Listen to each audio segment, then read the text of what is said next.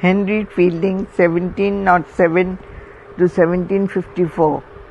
Judged by his ability alone, Fielding was the greatest of the new group of novel writers and one of the most artistic that our literature has ever produced.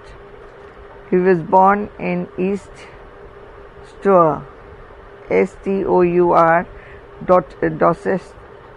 Dorsetshire, in 1707.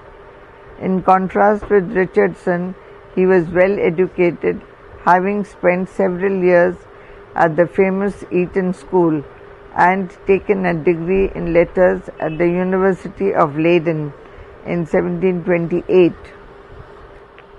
Moreover, he had a deepest knowledge of life gained from his own varied and sometimes righteous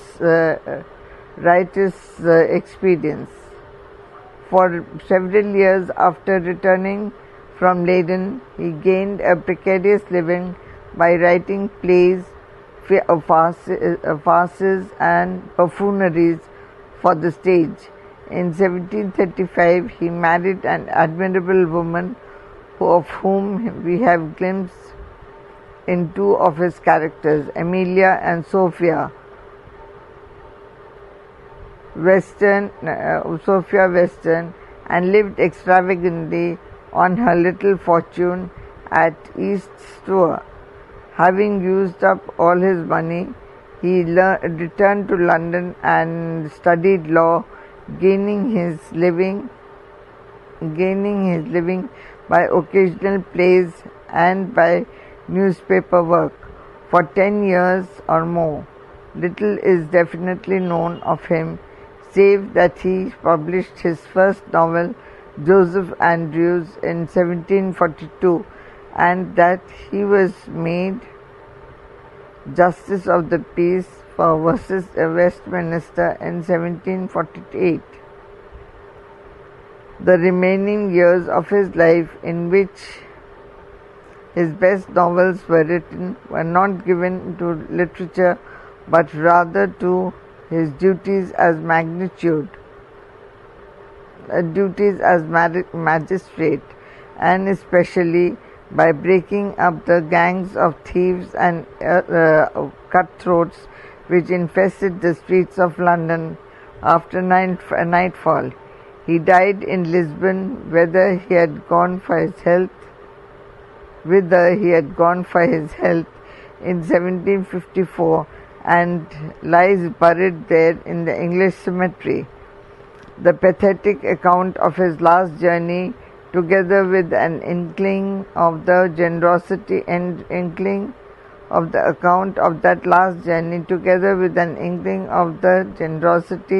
and kind-heartedness of the man, notwithstanding the scandals and irregularities of his life, are found in his last work, the Journal of a Voyage to Lisbon.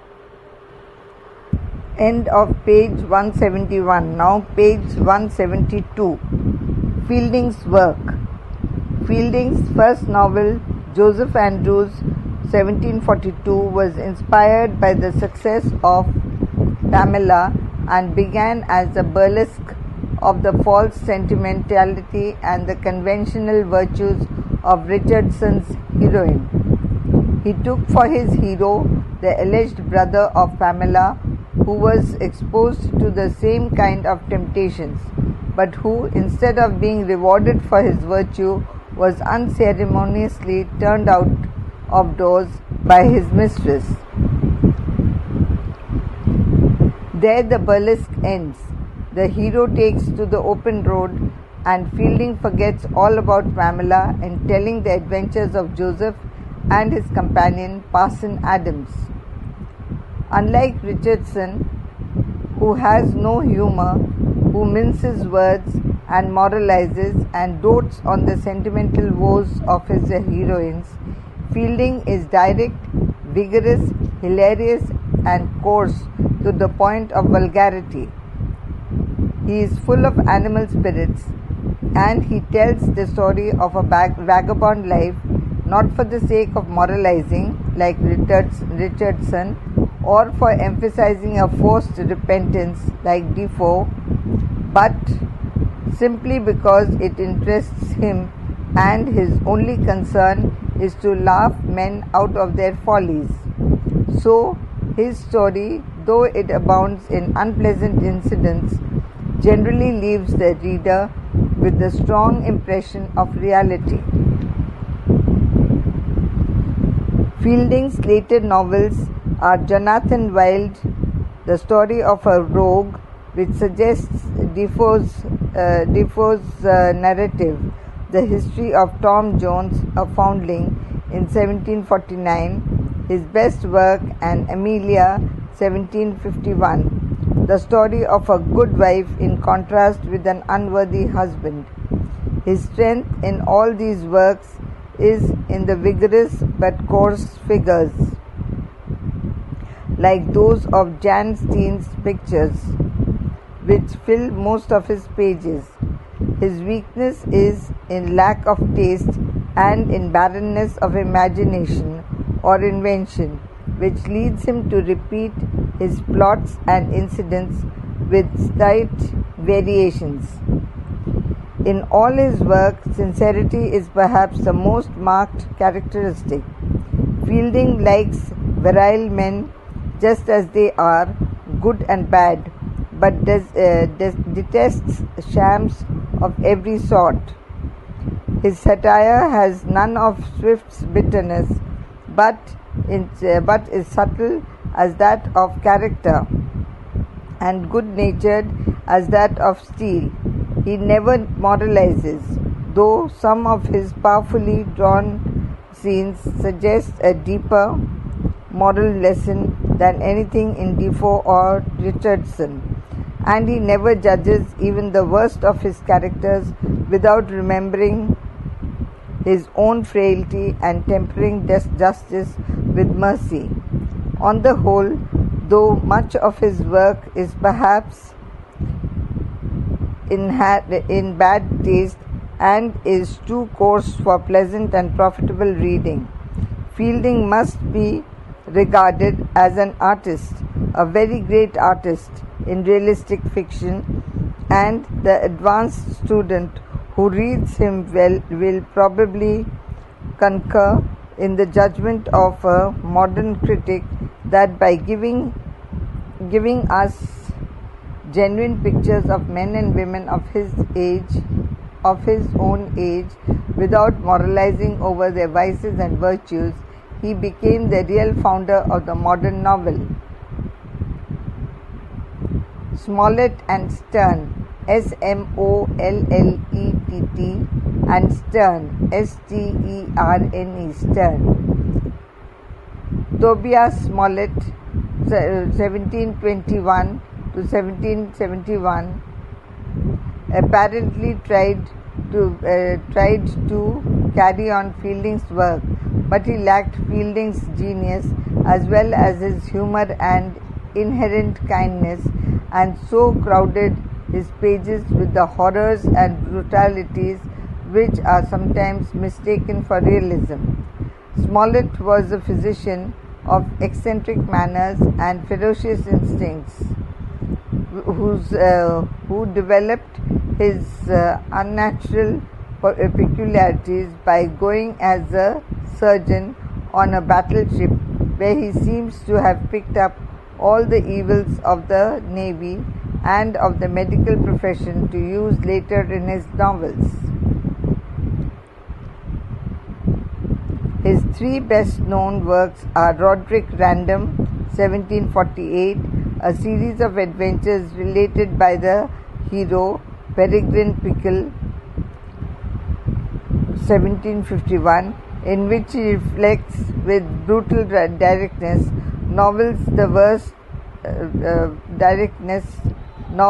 worst of his experiences at sea, and Humphrey Kinker, his last work, recounting the mild adventures of a Welsh family in a journey through England and Scotland. The last alone can be generally read without arousing the reader's profound disgust. Without any particular ability, he models his novels on Don Quixote, and the result is simply a series of coarse adventures which are characteristic of the picturesque novel of his age. Were it not for the fact that he unconsciously intimates Johnson's every man in his humor, he would hardly be named among our writers of fiction, but in seizing upon some grotesque habit or peculiarity and making a character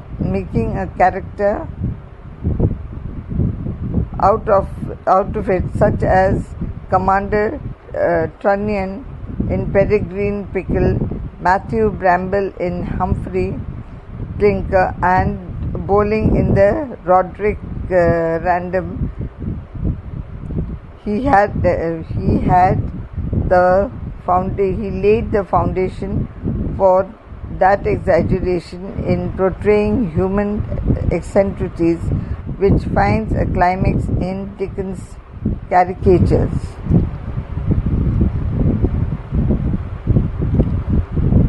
Laurence Sterne, 1713 to 1768, has been compared to a little bronze satyr of antiquity in whose hollow body exquisite odors were stored.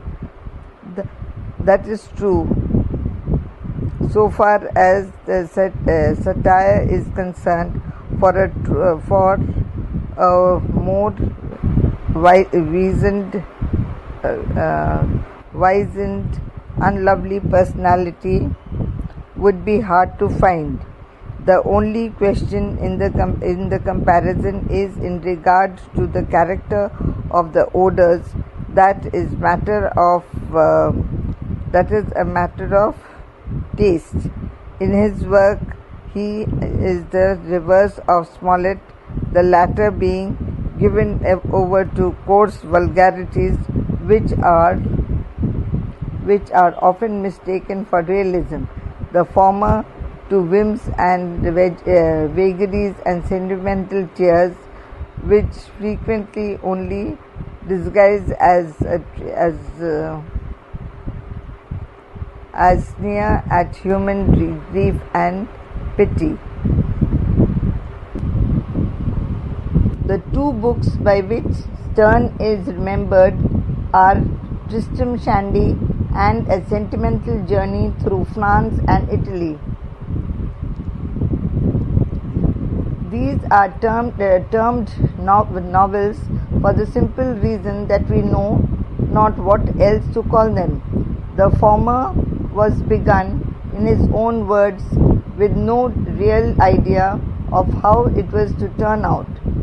Its 9 volumes, published at intervals from 1760 to 1767, proceeded in the most aimless way, recording the experiences of the eccentric Shandy family, and the book was never finished. Its length lies chiefly in the brilliant style, the most remarkable of the age, and in its odd characters like Uncle Toby and Corporal Trim, which, with all their eccentricities, are so humanized by the author's genius that they belong among the great creations of our literature. The Sentimental Journey is a curious combination of fiction, sketches of travel, miscellaneous essays on odd subjects, all marked by the same brilliancy of style, and all stamped with Sterne's false attitude towards everything in life. Many of its best passages were either adapted or taken bodily from Burton,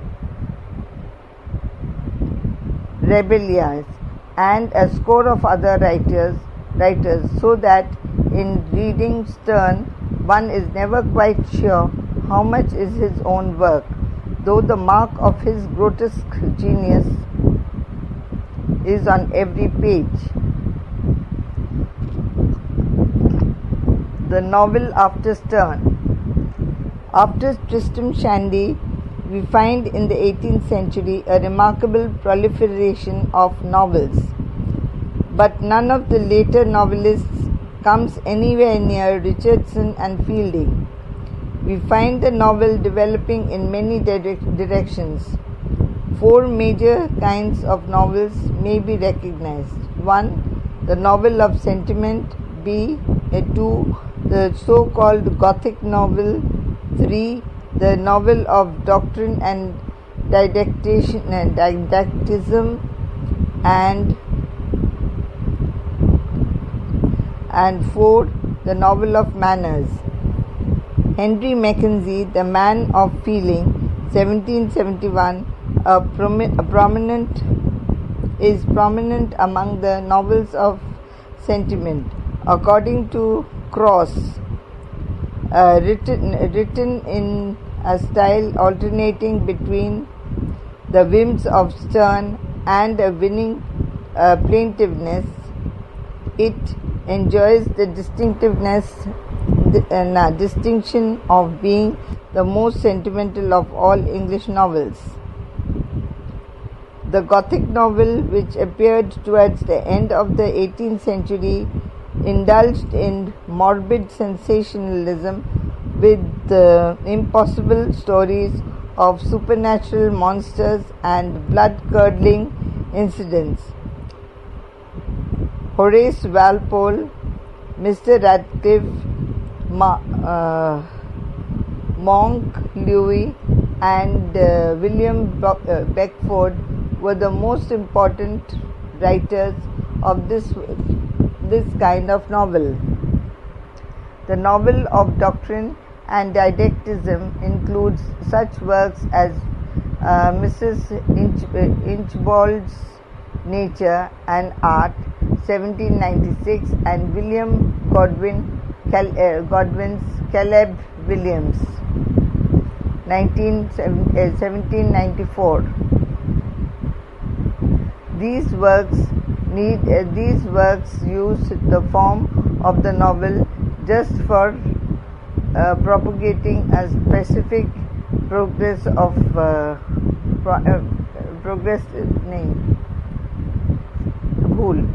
These works use the form of the novel just for propagating a specific point of view. The novel of manners was mostly patronized by fairly intelligent female writers, each as Fanny Burney and Maria Edgeworth, who aimed at light transcription of contemporary manners. Sarah Fielding's David Simple, 1744, Dr. Johnson's Rassel's The Prince of Abyssinia, 1795, and Oliver Goldsmith's The Vicar of Wakefield, 1786, though also deserve a special mention in an account of the 18th century novel. Sarah Fielding's work was inspired by the success of Pamela. It amounts in faithfully weekend scene of London life. Dr. Johnson's work is highly didactic. It emphasized the very vanity of human wishes. In the first part,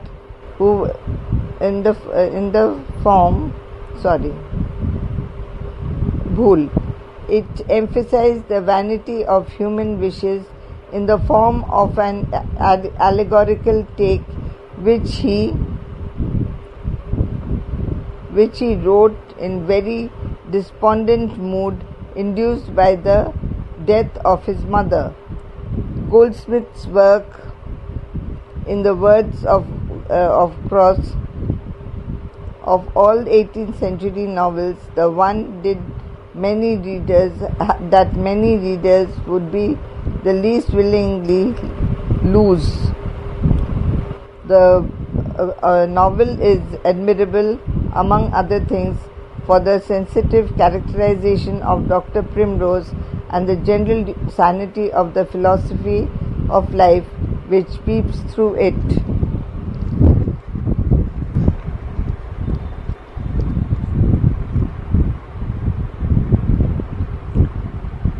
It is an interesting feature of the growth of the novel that almost from the first women began to take part in it, but before a number of women had been writing fiction. Before Frances Burney, her Evelina, or the history of young ladies' entrance into the world laid the real foundations of the women's novels. Published in 1778, 12 years after the War of Wakefield broke, 12 years after the Vicar of Wakefield, when little Fanny, as Johnson affectionately called her, was only 26. This was reckoned the greatest success since Clarissa. In many ways, it belonged entirely to the 18th century, above a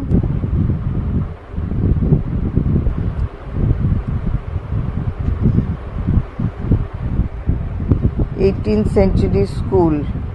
In many ways, it belonged entirely to the 18th century school. It clearly owed much to Richardson, whose epistolary method and tone of sensibility it adopts, while in broad humor is some strongest point. It follows the tradition of Fielding and Smollett, but without their consensusness. Bhool. Fielding and the tradition of Fielding and Smollett, but without their coarseness. At the same time, as the first novel in which a woman wrote of life quite frankly from the women's point of view, it was merely a new thing. For we may therefore signal Mrs. Barney as the founder of the tea table school of fiction. Her second book, Cecilia, was more ambitious, but it lacked the freshness of its predecessors. Like her later novels were failures.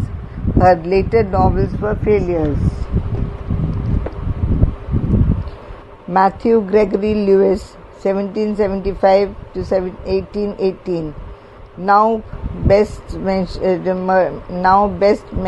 remembered for his personal relation with Scott, achieved a great success on somewhat similar lines with his first book, Ambrosio, or the Monk, published when he was only 20. This owes much to the castle of Otranto and the mysteries of Adolphus, though it outdoes both in the wild sensationalism of its machinery and effects. Then there is little to the production of either of these writers to interest as much today. But we must note the historical significance of their return in the Romantic Middle Ages, and of the and of their appeal to the imagination by the free use of the mysteries and the supernatural. And we must remember that they did much to stimulate and fertilize the genius of Scott. End of page 174. End of chapter number 3. Augustan Age, 18th century literature.